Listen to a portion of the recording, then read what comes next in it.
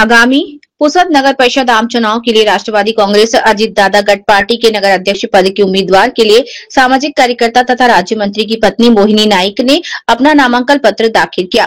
इस अवसर पर राष्ट्रवादी पार्टी अजीत दादा पवारगढ़ के शहर अध्यक्ष तथा तालुका अध्यक्ष कार्यकर्ता और पदाधिकारी भारी मात्रा में शामिल थे।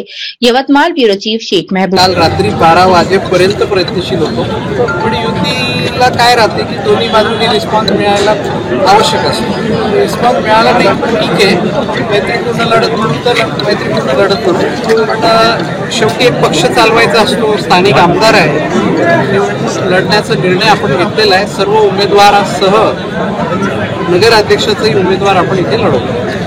भाजपाचे एकंदरीत आरोप आहे की आपण वर्षभरामध्ये कुठल्याच प्रकारचे म्हणजे कार्य केलेले नाहीत जनतेचे किंवा भाजपाचे सुद्धा। तुम्ही 288 विधानसभा मतदारसंघ आहे, शासनाची परिस्थिती आपल्या सर्वांनाच माहिती आहे। तर 288 मतदारसंघात कुठे निधी मिळाला मला एवढं सांगावं। आमदार निधी मार्च महिन्यानंतर सुरू होणार आहे, तर याला थोडेफार कारणं ह्या मतदारसंघात नाही तर 288 मतदारसंघात आहे।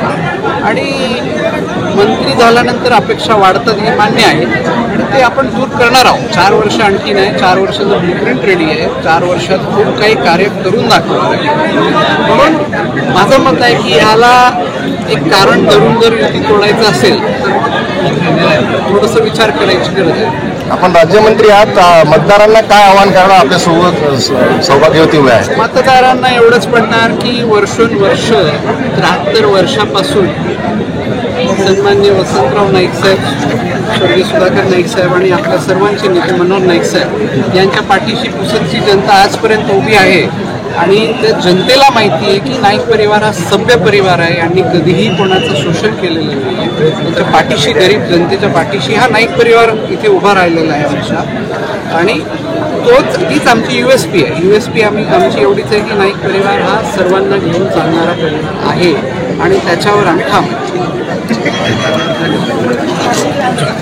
लक्ष नव्हत्या